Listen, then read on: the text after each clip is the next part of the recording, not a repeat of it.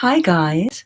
All right, so just had a little bit of a crazy moment there when I went to go live and actually turned it into hey, you're doing this later, so schedule it and tell people about it. It was kind of annoying, so I figured out how to get back to it.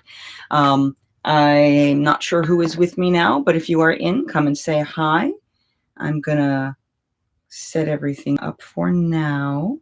And hopefully we are all good to go. There we go. I should have. There we go. Okay, so it's going to be, I'm going to wait a couple minutes until a couple other people join us. But if you have questions about Orlando and Disney, as a reminder, please feel free to pop those into the live chat. There are a couple questions I got earlier today that we'll be talking about, and then just see where it goes. This will be at most an hour. I try to keep the live chats to an hour or less-ish. If somebody is new, please jump in and say hi, just so I know who's around. And we'll be talking Orlando and Disney and Universal for those who want. And we'll see how it all goes.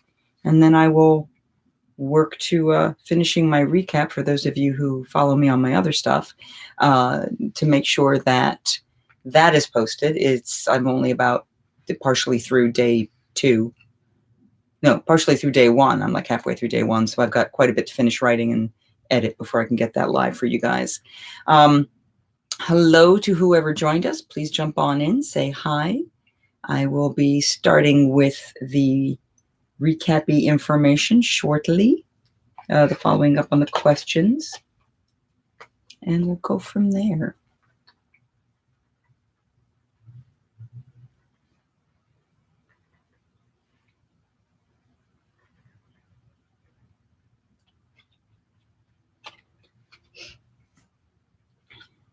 Hello, Miss Susan. Welcome, welcome.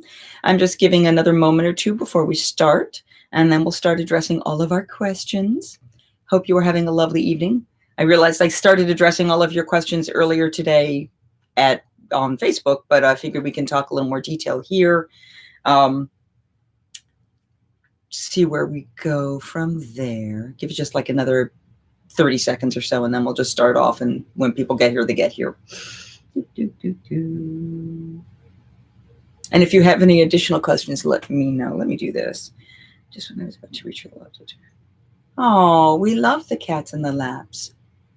So are you not on the laptop now? Are you just, I'm assuming. Oh, no, you're the best. You're the best. I forgive me to the cats, and I'm sure you will make up for it. Yeah, I just had went to start up in here and realized that one of my cats had gotten sick on this couch, so I had to clean that before I started, because cats. All right.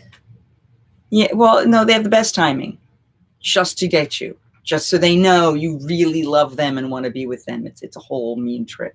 All right, so let's get started. So we had a couple questions that came in today. I'll start with the one posed by our follower at the moment, which was how do you handle the balance of being excited for the trip but not burning yourself out too early before you go?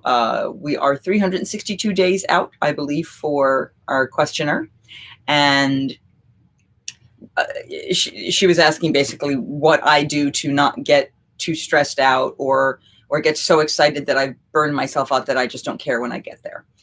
So there are a few things that I do. The first thing I do is when I'm in about a year out, that's when I start making up my mock-up schedule.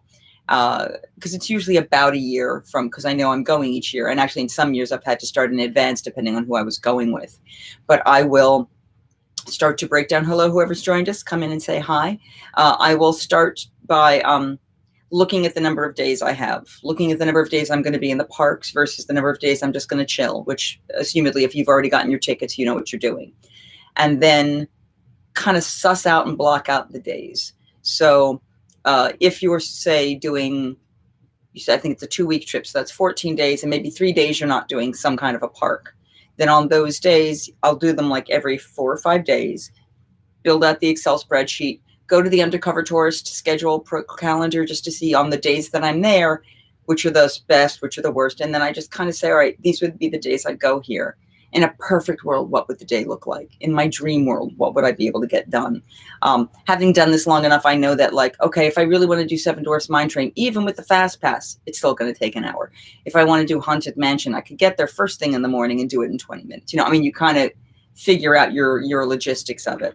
And then it's playing around on the website. I am on a couple different sites. I know you're following the Diz Unplugged. I follow a number of vloggers that just kind of keep me informed of what's going on and around. If I find myself getting overloaded, I step back from it.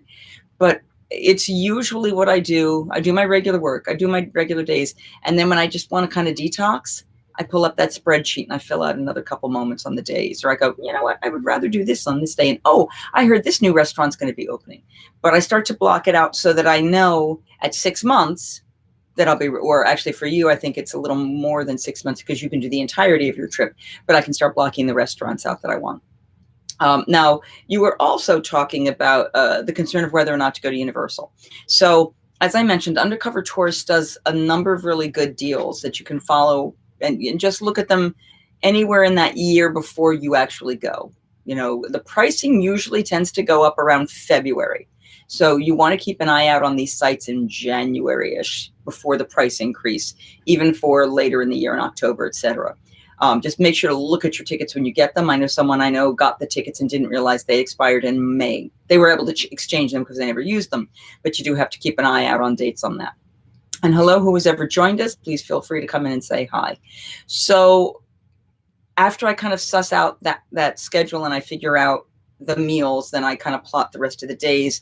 And again, you go in and out of it. If you know you're stressed, you're having a bad day, pull it out because you know it's where you're headed. It's not where you're going. If you find one or two vloggers that you like watching the videos of, it's good to keep in touch with that. Or, you know, I like WDW Disney for, WDW Magic, excuse me, for just general everyday stuff. And then, you know, ones that used to work there, people who are more about the entertainment than anyone else. Thank you forever through that like there. I appreciate it. But it's just kind of exploring it and seeing where it takes me on a daily basis. Especially, I think you said you're staying at Beach Club. So if you're staying at Beach Club, now see, you're going to be able to do something. We'll be talking about the monorail crawl in a minute, but you're going to be able to do something that I couldn't do, which is a boat crawl, I guess is the best way to think of it. Because for where you are, you've got Hollywood Studios to the Swan and Dolphin to the beach, to the boardwalk, to the Beach Club, and to Epcot. So what you could actually do is stop at the Beach Club where you are, hit all the restaurants and bars there, then go across in the boat to the boardwalk, hit all the bars there, then go over to the Swan and Dolphin and hit all the bars there. So you could actually do, oh, I love DFB. I love DFB. Besides the fact that they show you all the foods, they're really good at showing you the other things that are going on. And from all the other vloggers who have met AJ, they said she's wonderful. You know, one of them I think just reached out to her going, hey, I'm about to go in this park. Where should I go get X? You know, so they're very positive. Yes, they do advertise for their materials. You can't blame them, but you know, it's good stuff. But yeah, you find there's one or two. Like I said, I also like the ones that are more about entertainment than information. I mean, they do both. Adam Hatton is one I watch quite a bit that I find incredibly amusing. I watched Paging Mr. Morrow. I've watched Justin Scarred or Scared. I'm not sure how you would pronounce it. I think it's Scarred. My only concern with him is he puts on this character voice, which sometimes can be a bit much for some people. Other people adore it. But, you know, so you just find the one who has the quirk and the blend with your personality. There are men, there are women, there are all kinds of people that do this, and you can find the one that speaks and echoes your style. Tim Tracker is one of the most famous ones, which I didn't realize when I started watching him, and he's kind of fabulous too. So yeah, just I kind of go in and out. And like I said, when those days are stressful, when I'm unhappy or I just want to detox, that's when I pull out that schedule and I kind of daydream a little more. Now, Susan, with your planning, are you planning with your friends as well? Is it both of you, or is it just like you're making your own schedules? Yeah, well, I'm okay without the handlebar mustache. You know, baby grabbing on that is going to be a bit much. Okay, so half the time you'll be doing your own thing, half the time you're going to be with your friends. That's actually great. So figure out like how you guys, if you guys already talked about it, you want to do 2 days together and give them a romantic day together. Do you want to do, I definitely recommend if you're going in a group and it's not your blood, you want like every 3 days at least, you need away time. Even if it's just you go to dinner in different places or something, but the group needs to kind of build and shrink dynamically. You will blend better with some people and some days better with some people. I went with a group before a number of years ago, and there were certain times that husband and wife went off together and I took the kid being 21 years old. Sometimes it was father and daughter and I took the mom, and we would split up in different groups and bounce around based on what these people wanted or who was pissing off whom at the time. You never know. So you kind of play that.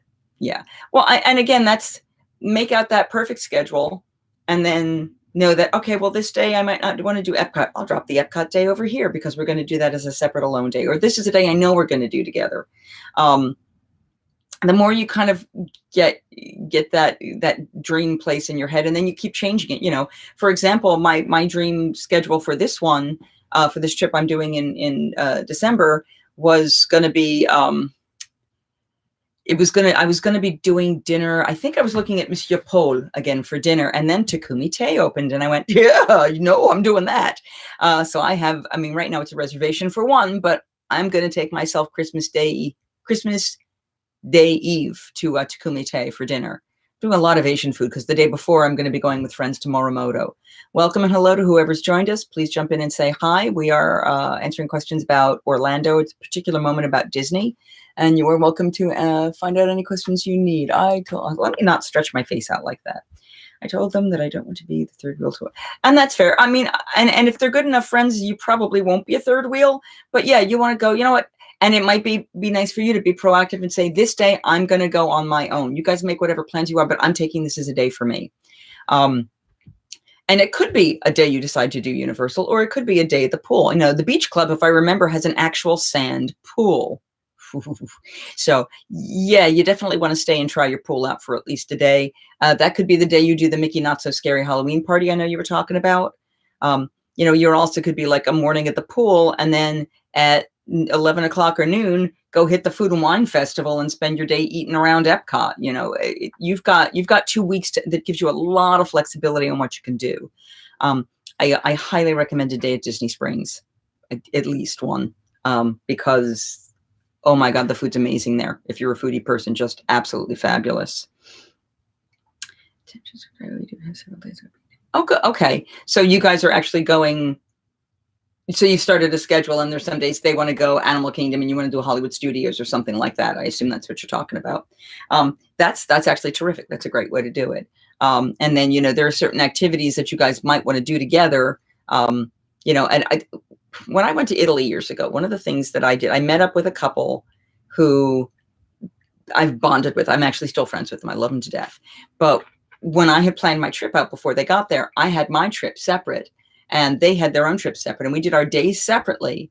And then in the evenings, we got together and we did some kind of an activity together, like a walking tour or something, and then had dinner together, and you could do something like that, or do it where you do a breakfast together and then your days separate so they can do romantic dinner or whatever. I have no idea what their relationship is, but they can have a whole lot of fun with that.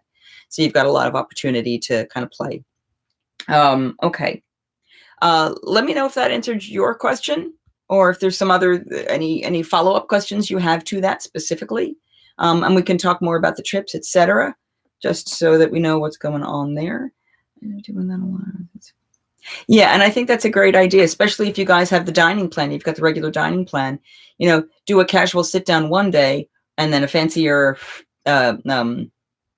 like quick service one day, and then a table service, and really do save at least one day, do two quick service, a signature meal somewhere. If you're that close to Boardwalk, oh my God, Flying Fish is lovely. The Yachtsman Steakhouse, I've heard great things about. I have not been there, but I know it's thought of very highly. So, absolutely, it's so much fun. Okay. So another question was, why not Halloween Horror Nights? So I've This is so Mickey's Not So Scary Halloween Party is a comically themed Halloween event. They make Space Mountain pitch black. They add some funky lighting to teacups. They have some great entertainers outside of Haunted Mansion, and they have some entertainers inside Pirates of the Caribbean who are now interacting more, which I'm thrilled about. I've seen as they've adjusted them and morphed them. I did get to see them inside Pirates of the Caribbean for the villains party I did. But seeing the stuff they're doing now where they're interacting and you just see it and you come through that scene in the middle of the ride, I like that more. I personally think that they are starting to pick up on that the immersive experiences like they talk about with Galaxy's Edge and Harry Potter, but I think all of that is coming out of the immersive experience of doing the Renaissance festivals. People from those parks have come and visited Maryland and other shows and understood the dynamic. SAC Theater came out of a Renfest that moved down to Disney and then became shows that Disney took. It is what it is. I don't think they're doing any of those shows anymore. But Halloween Horror Nights is, as I've said, everything that they do at Disney, they do a much more adult version of at Universal, which is why I don't do a lot of rides at Universal. I get physically ill from them. I can't do them. And is why I won't do Halloween Horror Nights. I actually don't like being scared. I know a lot of people like that, and they laugh and scream at the same time. And I've seen a lot of the vloggers going out to Halloween Horror Nights. Some of them adore the gore and the horror theme. They love walking through the houses, and I have absolutely no interest in it. It's beautifully done. If I could do a behind the scenes and see how they designed and how they created and how they built, yeah, I'd be interested in something like that possibly. But to walk through the streets knowing that people are going to be randomly setting off chainsaws near my head to scare me or jumping out at me. And if you show fear, everybody hones in on you. So if you've screamed once, you're gone. Everyone's going to be making you scream. So Halloween Horror Nights, no. Just no. No. It's like the reason I won't go on Hulk. When you're walking under the Hulk and they've got that canopy that catches all of the things that have fallen out of people's pockets because they were stupid and they didn't empty their pockets into the free lockers like they were supposed to. And then you see sunglasses and sometimes a phone and hats and whatever was large enough to get caught in that. And I walk under it and I see all those things and I go, no, not going to happen. Just don't get it. Just no. It's my thing. Other people adore it. Now see, it's interesting. If you go when there's a hurricane or right before a hurricane, the Not So Scary becomes much emptier. They are now doing something. And if you're there for that many days, this could be something you consider. This year, they have started offering a Halloween party pass where you pay a flat fee of, I think, $299, and you can go to every Not So Scary Halloween party. So if you're there for 2 weeks and there are 5 Not So Scary Halloween parties during that time, you can go to all of them. The only night you can't do is Halloween Eve itself. But every other night, you could go more than once. What I think that does is, yes, you're going to be crowded. Yes, you're going to have a lot of people there. But it's allowing someone to go, today I'm just going to go and watch the shows. And that's all they do. Today I'm just going to go and do the candy. Tomorrow I'm just going to do all the rides. And by splitting and splintering out where that audience's focus is, it makes it a more even flow. I mean, that's what I've been noticing. Now, granted, Dorian has taken away a lot of the traffic for these people, but it does help. But if you want to do one Not So Scary Halloween party at $125 or $100, by the time you've done 3 Not So Scary Halloween parties with all the candy you could eat in the world, if you want to go in those lines and just go in line and get candy, go in line and get candy, go in line and get candy, you could go through, you could probably fill up a couple lockers with candy because they ain't stingy with that. They give you a lot. And then make another day about shows and entertainment. Make another day about going on the specialty rides or watching the parade. And that parade is kind of amazing looking. I have discovered that watching stuff on video and seeing it live, the video never does it justice. And the Halloween parade on video looks kind of amazing. So I'm like, yeah, it would be really cool. I am not a parade person too. I will tell you that. I don't ever want to watch Move It, Mouske, Danska, whatever it, or I don't watch them. I don't care about them. Because there's too many other things to do in the parks for me. Now, granted, if I lived there, yeah, it would be a very different thing because, again, you could go to 25 not so scary Halloween parties, and you could go in costume one day, and the next day your costume could just be a T-shirt with a hat or a sparkly dot on your face, whatever you wanted it to be. You have that flexibility, so you're not overstressing yourself out.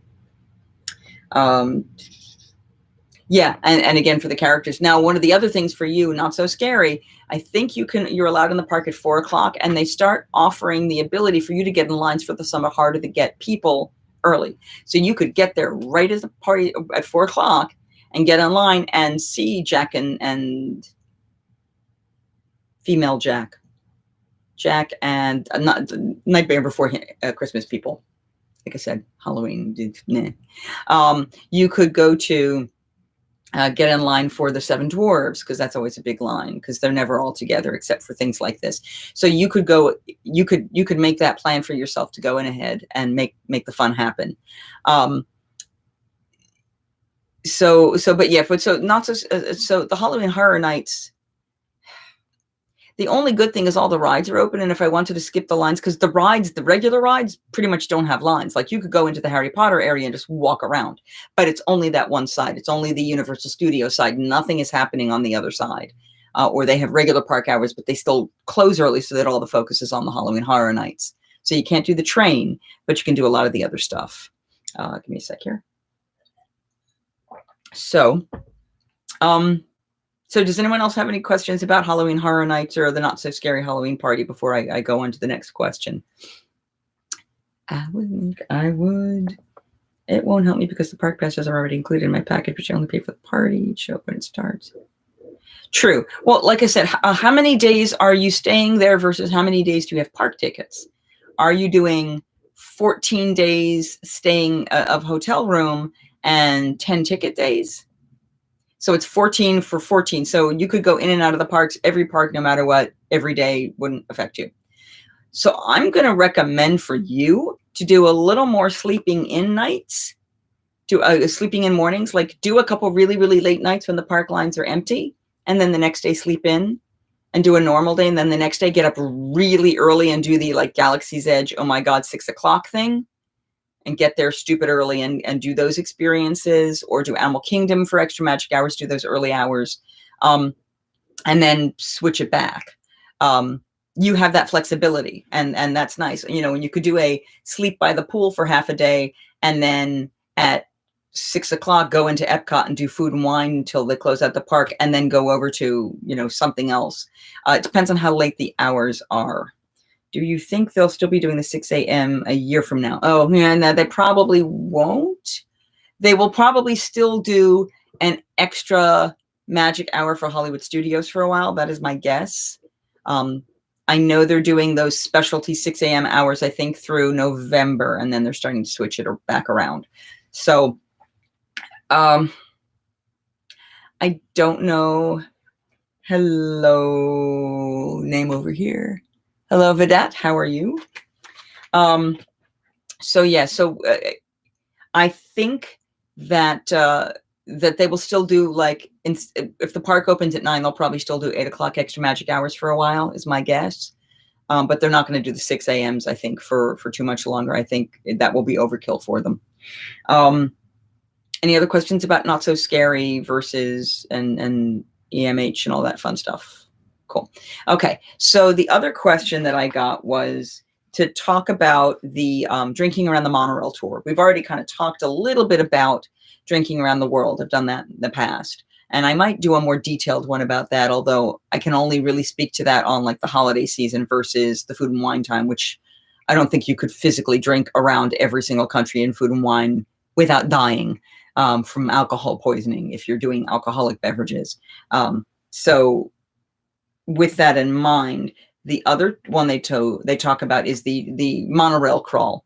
I called it a walk earlier, and then someone said, well, maybe it's a crawl. And I went, yeah, that's about right. Pardon me, I'm seeing some lights in my backyard area. And they're gone. Okay, that was interesting. So if I suddenly scream, you'll know what happened. Somebody did something very strange, and I don't know. I think someone was just walking around the back. Yeah, and I don't think it's the cops. It was one little flashlight, but it's all right. We're good. Sorry for being distracted there. So monorail crawl. The big thing with the monorail crawl is pretty much all of the places you can go to do not, pardon the bug, do not open until 4 p.m. So you really only have from about 4 p.m. to 10 p.m. to get all of these places in. That means a lot of moving quickly, or you may want to break it up over 2 days. It is doable, but with the exception of I used to look at Kona Island. Well, all right, let's go through the places. So there are 2 places in the Polynesian.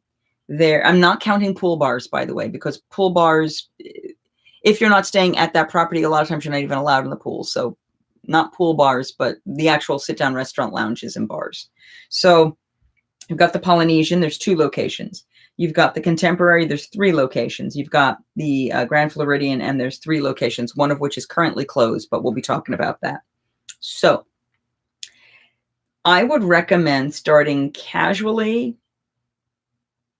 There are 2 ways you could do it, but I still think the big thing is, where do you want to spend your evening watching the fireworks from Magic Kingdom? You can do it at all 3. You could do it at California Grill.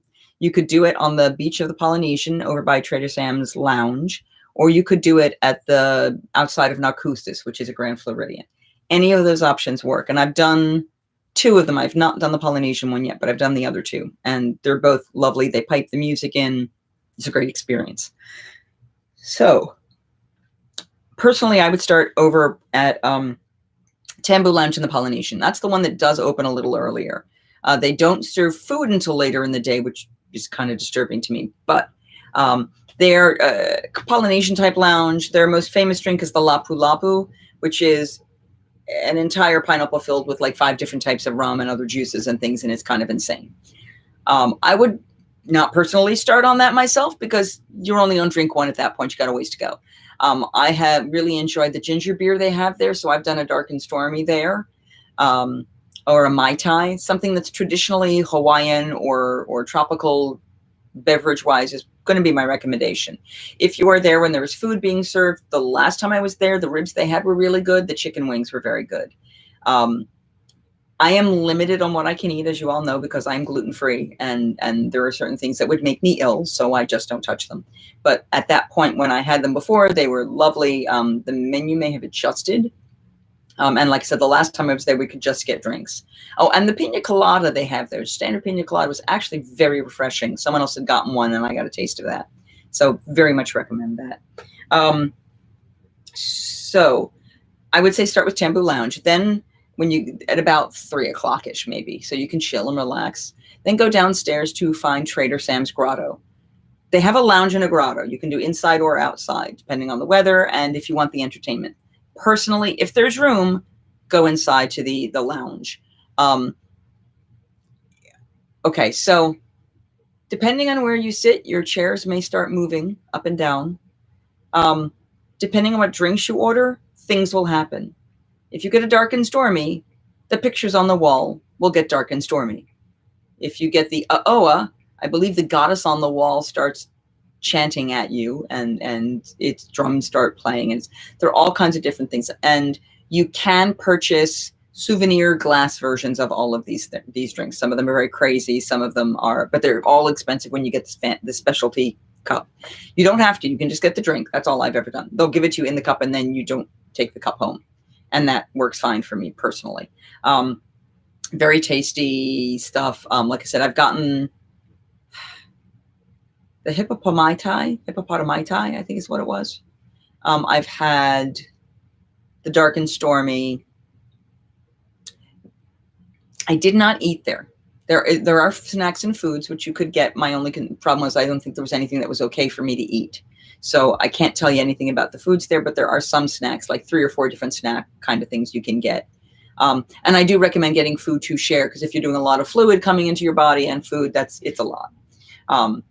But moderate what you need for you. So once you finish with Trader Sam's, you've watched the room do silly, crazy things, then you're going to get onto the monorail. And if you're taking the monorail the normal way, let me think, you're doing the stops. Trying to remember which goes which way. You go through the Contemporary this way, so it goes this way. So from the Polynesian, you're going to go to the Grand Floridian. Yeah, this works. Let's do this one. And you could switch it around another way, but Grand Floridian would be the next one. Thank you. See, there you go. Trader Sam's is lovely, but you can get into Tambu Lounge earlier, which is why I was saying I would start with Tambu, because then you get a little more than starting at 4 o'clock. You could start, like I've gotten a drink there at 2 o'clock. So you could cheat a little bit by moving ahead of the game. So we go from Trader Sam's, we head over to Grand Floridian. Grand Floridian, okay, so the first place we're going to go is probably we're going to need to go into what used to be Misner's Lounge. It is not open yet. They have been redoing the whole thing to theme it with Beauty and the Beast. And the new place just got officially announced. It's being called Enchanted Rose. And there are 4 different rooms. One has the light fixture that's going to look like Belle's dress.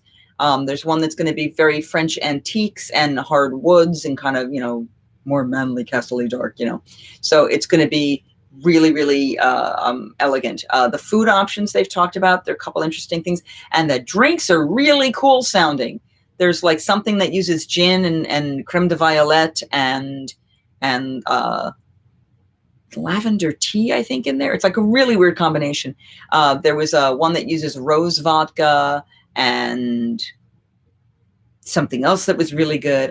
WDW Magic actually just posted about it yesterday, I believe, or today. So you can read up at the drinks there, and I highly recommend that. Oh, good. Yeah, well, is it now? I didn't see an opening date yet for Enchanted Rose. Obviously, it'll be good for you when you get there. I'm trying to find out if it's going to be available when I get there. My schedule, the first evening and a half that I arrive Christmas Eve, and I'm going to get to the hotel, check in, and go to Disney Springs, where I'm going to meet up with my friends that live there and go to dinner with them, probably at Morimoto Asia. That's where we've booked right now. And then from there, I was going to go to the Magic Kingdom and hit midnight on Christmas Eve in the parks, because while it's crowded, it's kind of an amazing experience. But there is a part of me that wants to go, let me try one of these other places. So I might go from Disney Springs to the Grand Floridian, go in there and get a drink at Enchanted Rose just to experience it, and then head over to Magic Kingdom. I think that might actually be my plan now. Not all of them were flowery. Let me see if I've got to pull up the other site. Give me a second. Oh, and Animal Kingdom is going to have stuff January 1st, which I'm very excited about, because I'm going to be doing New Year's Eve there for the first time in ever. All right, so the drinks. The food stuff, they have like mixed mini smoked short rib sliders with glacier blue cheese and onion marmalade on brioche buns. An Espelette pepper spiced shrimp or octopus a la planca with black olives, blistered tomatoes, and fingerling potatoes. Crab and gnocchetti gratin, which comes with jumbo love crab, gnocchetti, sardi, robiola bossina morne, citrus breadcrumbs, and then truffle fries. I mean, the food is amazing. No, but thank you for asking. Okay, so the drink. The Lavender Fog is dry gin, creme de violette, English breakfast tea, vanilla, and cream. The Garden Daisy is tequila, Midori, lime, egg white, and cucumber. And the one I thought was the most interesting is the Island Rose with grapefruit and rose vodka, lime, orgeat, pineapple, bitters, and rose water. So there you go. Very cool stuff. Very cool stuff. So I'm very much looking forward to that. You're fine to stumble across the stream. I am a physically, vocally trained actor, which means my resonators are deeper, richer, and lower than most people. I sing low, etc. But no, born female, been female. That's my life. Okay, so we are talking Disney. So let me get back into live so I can follow the chat as things are happening. Okay, so no problem. Just female, cis female, standard. Okay, so after we finish at Enchanted Rose, the next place we're going to stay in the main building, and we're going to go over to Citricos. You cannot go into Victoria and Albert's. It's private dining rooms, but Citricos does have a bar outside. For drinks there, for drinks at Citricos, You could do a wine, or they've got a good selection of some bourbons and things like that. Nothing too crazy, but that's the kind of place. I think I've done Prosecco there before, which was really nice. They have a charcuterie platter there that I've tried. They did meatballs that I was told were very good, slightly Italian themed, slightly upscale. Citricos is generally just one of my favorite places. I've had dinner there multiple times. I really enjoy it. After you finish with Citricos, then you're going to walk all the way out to the water to Narcoosseous. And Narcoosseous is mostly a seafood restaurant. That is the place that I actually ended up getting to try Fairy Tale Champagne, which is made, I think, in Oregon, and it is specifically made for the Disney properties. It's like $17 a glass. So I don't get it very often. But, if you end up with the Disney dining plan and you get it in within your dinner, like if you do the deluxe version or actually I think all of them with this table service, you can get the drink mix put in there. You could get a glass of it there and not be paying an arm and a leg, which, I got a $21 glass of wine at Flying Fish with that stuff. So Citricos is lovely. I've been there for my birthday a couple times. It's just really good food, and it's seasonal. The English pea risotto was really nice. I think it was with the chicken. And I love the fact that when they make chicken there, it's not dry. It's not disgusting. It makes me so happy. So let me see here. Chat topic tonight. We are answering questions that people asked me about Orlando, specifically about Disney and Universal. Some people, I posted some stuff on Instagram, and then they asked questions there and on Facebook, and I'm just trying to address those.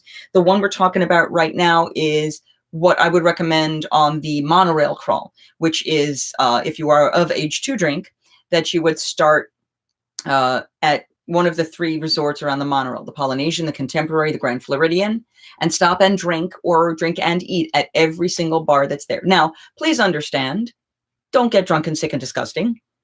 You can drink. My rule is if you drink something at that bar, it's okay. When I was sick, I was getting hot toddies. Sometimes I was just getting straight tea. Do what's smart, do what's right for you. But you can say that you achieved the monorail crawl if you physically stop and purchase a drink at every single place. I recommend getting food if you're doing mostly booze. So you're not stupid, because you really don't want to get sick at the Grand Floridian. That would be embarrassing. Just would be. So, we're at Narcoosseous now. Narcoosseous, it's a much smaller bar. I think it only has like about 10 seats. If you end up switching and making this your last stop, or you were there when the fireworks are about to happen, you can leave the bar and walk to the outside of the restaurant. There's a walkway railing. Try to be polite for the people sitting at the windows. They don't seem to do this anymore. The first time they asked you just to stay so you're not blocking somebody else's view. And then the second time I went, I had a table view, and then everyone stood in front of us. And I was like, that's so incredibly rude. That being said, it is fabulous. The bartender there, if he's still the same guy who was there last time, he's been there, I think, for about 7-8 years. Quite the charmer, very funny, and definitely plays to his audience. So just be aware of that. Please tip well and be respectful. Yeah, well, the view is gorgeous, and you can watch the electric light, not the electric light, the little water parade that is the longest entertainment event that they've ever had at Disney World. That's been there since the beginning. All the little light up things that go floating through the water on the lagoon. That's been there since the beginning. It's just crazy to me, but it's fun. So we finished now with Narcoosseous. Now, you could, from Narcoosseous, take the boat over to Magic Kingdom if you were done at this point, or you can walk back to the main building and get on the monorail, and we're going to take it all the way around and go to the Contemporary next. Yes, I have. I've worked as a substitute teacher, and I've taught theater over the years, physical comedy, physical theater. I've done all of that kind of stuff. I'm in the world of making people more educated and more smart, because it's fun, which doesn't sound like it's fun, but it's fun to be able to share that kind of knowledge. So we're now headed over to the Contemporary, and I'm going to say you start from the bottom and you work your way up. So we're going to start at the Wave. And the Wave is on the bottom level in the back corner when you go in. It's blue lighting. It's really cool. You can sit in these little alcoves, which have tables, like cushiony tables where you can order something there, or you can actually sit at the bar itself. There's quite a large amount of seating for this. And my favorite thing to get there was Moscow Mule. That's the best thing I've had at their bar. They have all of these, the main bars have those standard drinks like the Magic Star with the glow cube and all the traditional drinks. And most of the menus are the same, but each place has something they do a little bit differently. And like I said, the Moscow Mule I've had here, really, really good. Now, if you're going to be able to order food sitting at the tables, the appetizer that I am going to recommend is the bacon and eggs. It is a perfectly cooked poached egg. It is, I don't want to say fatback because that's not what it is. What's the fancy name for the really, really good, the really high-end bacon?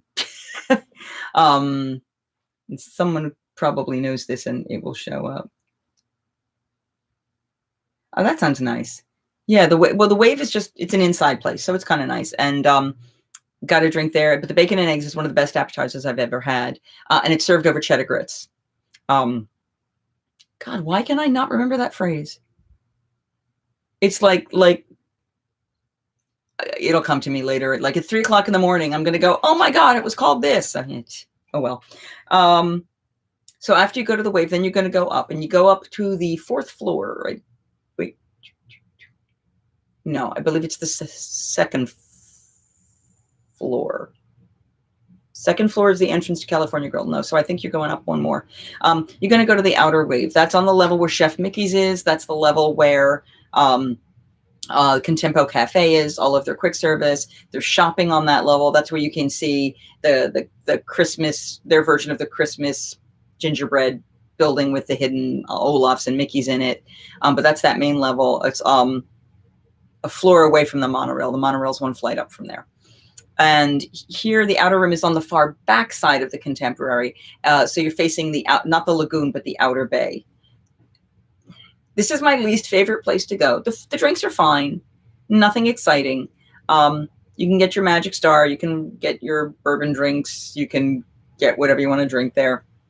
It is small. It's like the bar itself might have about 6 or 10 seats, and then there's maybe 3 or 4 little tables.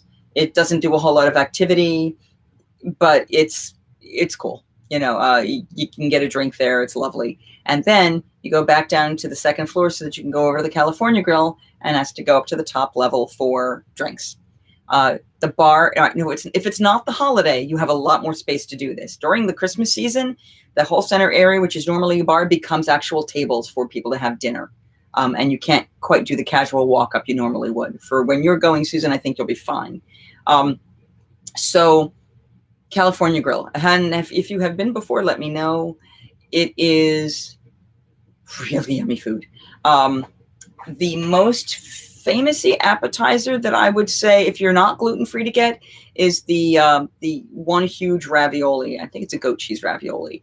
It's anyone I've been with who's gotten it adores it. They have some sushi there that I would recommend. I've gotten some of it that I can do, which is quite tasty. But if you're going to finish out the night there, you can get a drink. There, I would recommend getting a really good red wine, more so than anything else. It's all about California and local cuisines to California. So getting a good local California wine, that's going to be your strength there, I think, more than anything else. And it's tasty. It's very tasty. And if you were there for the fireworks, if you're inside and you can get a table by the window, you can just sit at your table. They turn down the lights, they pipe in the music, and you watch the show. And you are sort of looking down on Space Mountain and the castle, and you can see the little water show in the distance. I mean, you can see the whole thing. It's really lovely. Do make sure, if that's what you want, that you specifically ask for a table that is fireworks view when you go for dinner, if you go sit down dinner. If you don't get a good table space at the bar, or you want to go stand outside, you walk all the way toward the most closest to Magic Kingdom as you can, that wall, and there's a doorway, and there's a little kind of outstretched area where you can stand outside and watch the fireworks from there. You still hear the music and see everything, but you get fresh air.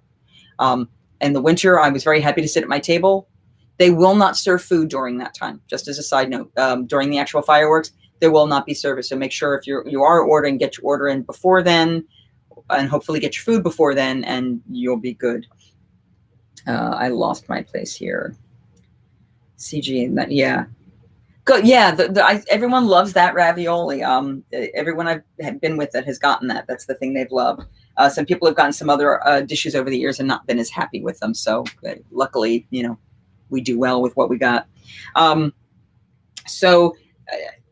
Again, Grand Floridian and Contemporary, you could switch out. I would say you generally do want to start with, because you can get to Tambu Lounge earlier, you want to start with Polynesian just because you have that flexibility. If you want to be crazy and add something else in there, you could always go to the Pineapple Lanai and get a Dole in the earlier part of the day and get a Dole Whip with rum on it to be officially the start of your tour. But you're going to be eating a lot of food and you're going to be drinking a lot of drinks over 6 hours, because you're talking, if you really do all of these places that I mentioned, plus transport, 1, 2, 3, 4, 5, 6, 7, 8. 8 places in 6 hours, or 7 hours if you start with Tambu early. That's a drink an hour. Be careful. It is doable. The first time I tried doing it, we were doing great. And then the monorail actually got shut down because we don't know what happened. All we know is they weren't letting anyone on the monorail, and there were bomb sniffing dogs walking around smelling all of the monorail spots. So yeah, so they switched everyone to buses, and the buses of course got backed up, and it was crazy. And by the time we got on a bus that was going to make the circle for us, we were burnt out. We were like, we're not stopping at the Contemporary. We're just going home. We're just going to our the TTC, the Transportation and Ticket Center, and getting our car and going the heck home, because we were done. We were just totally done at that point. With taking the boat meaning taking the boat tour, or taking the boat from Narcoosseous to, because the boat will take you from any of the resorts to the Magic Kingdom. Contemporary, you can actually walk. And if I'd realized that, I would have gotten us out at Magic Kingdom and just walked over to the Contemporary to get our drinks, because that would have been faster. Hello, Sammy. The boat doesn't actually go between the resorts as far as, I take that back. There is a boat that goes from Grand Floridian to Polynesian and back, I believe. Pardon me a second. We have a Sammy sighting on the ground here. Yeah, the Contemporary, the boats don't go to the Contemporary, that one. And you also, now, I have not put this on the monorail tour because it's not a monorail, but you could, if you wanted to consider boats, you could add in Fort Wilderness. And if you did that, you can't do the Storybook dining anymore. But you've got, I think it's the Territory Lounge. There are two lounges there that you could include. See, we have officially a Sammy sighting. Hello, beautiful. Thank you. So you could definitely do that. But that would again mean you're starting a whole lot earlier, or you're trying to cram in a lot of stuff. And it is vacation. Yes, you want to be, I did it, I got through them all, but you don't want to stress yourself. That's unpleasant. So that we're at about 48 minutes. Yeah, we're at about the end of the questions I got. Now, if anybody on here, because it's not just Susan, I don't know who the other people are, but if anybody else would like to say hello or has any questions, anything you would like to share, please feel free. Thank you for the like, whoever added the like. If you have not liked this already, please go ahead and do so. Even after the fact, if you are watching this and you would like to throw a like our way, that's Sammy shaking the camera. No. But if you have any more questions, if you've missed the live stream and you still have questions, please feel free to go ahead and pop them in the comments below, or below actually at this point for either way. And then I can always address them on the next one. Or if you follow me on Instagram, same name, PTP Grad, Peter Tom Peter Grad. You can pop the questions onto any of those pictures as well. Thank you for the like, whoever threw that out there. I appreciate it. You are doing Storybook. Very cool. Yeah, that'll be fun to do together. My favorite, Nomad's Lounge is my favorite bar lounge of all. That is in Animal Kingdom. It's next to Tiffin's. They have gluten-free churros. I don't know that I need to say anything else after that. They have gluten-free churros. They make a Tempting Tigress, which is a bourbon drink that is really good.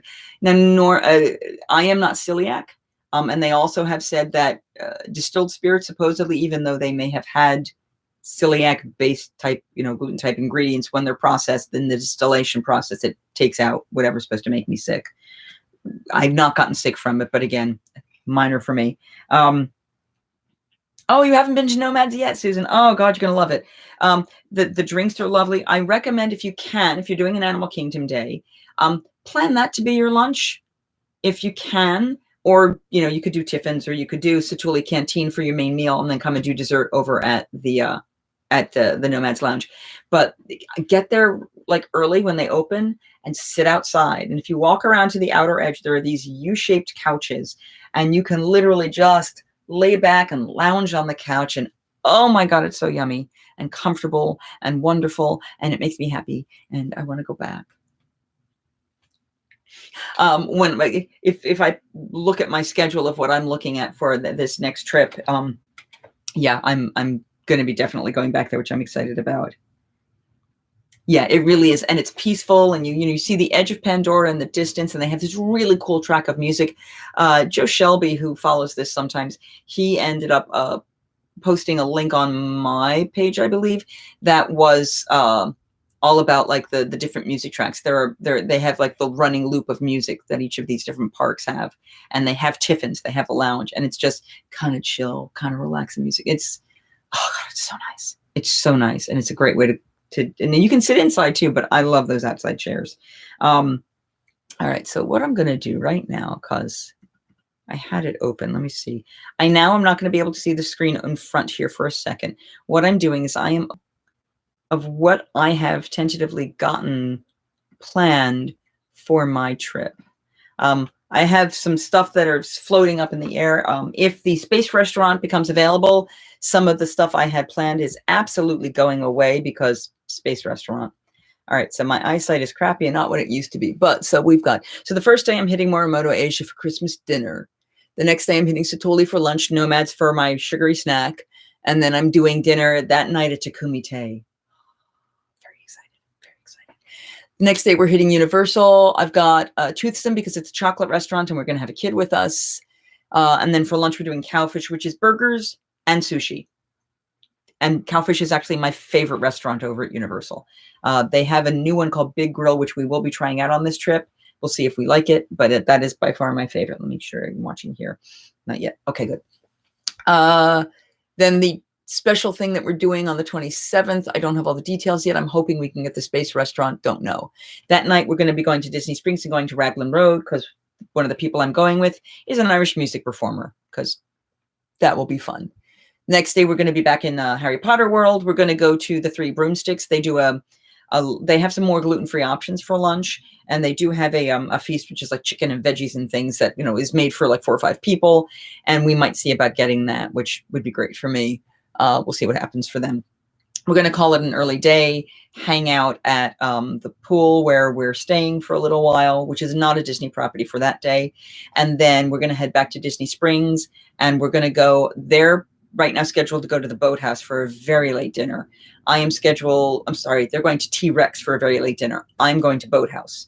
I had a bad experience at Boathouse before, but I keep hearing so many raves about it. I'm going to give them another try.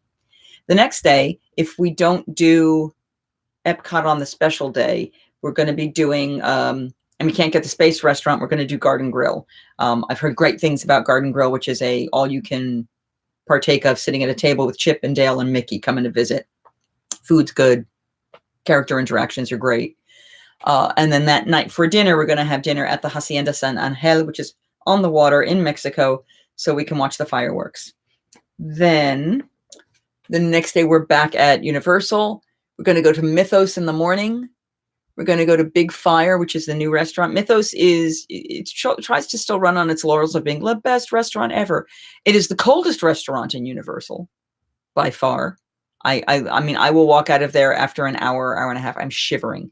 However, the prices are incredibly reasonable. There's a good risotto there. They have a decent burger there. The pad thai is pretty tasty. It's an eclectic pseudo-Greek themed place. The building is nice. And like I said, everything is reasonable.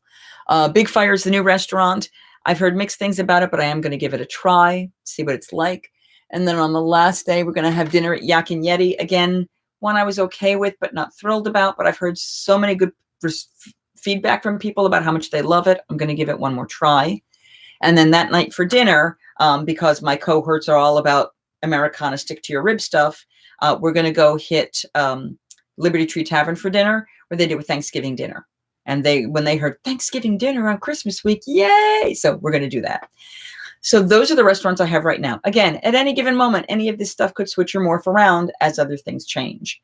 And they might. And I'm totally okay with that, because it's all about being flexible in the crazy. Yeah, and I mean, I would say give it a try. DFB, she loves Yak and Yeti.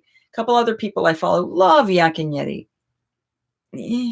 I got very, very cold in there, and B, I just remember it was like, oh, it's Chinese food. I can get that, so it is what it is. Hi, Hugh G. I don't know that I've never met Huge G. I don't know how he's a big fan, but nice to meet you, Hugh G. Huge G. Hugh G. I'm trying to figure out if this is some play on words I should be catching. It's all right. Well, Ben, thank you very much. And everybody, thank you very much. I'm actually at the end of this time, because we usually try to keep this an hour or under. Yeah. Huge. I don't know. It's a huge whatever. Yeah, I'll figure it out later. Yeah, I'm not on the video.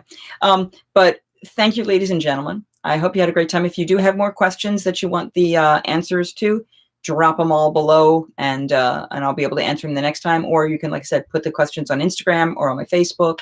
And we're going to try to do this. Normally it's Wednesday. So if Wednesday is available, that's for you guys. Come on by. Should be around the same time.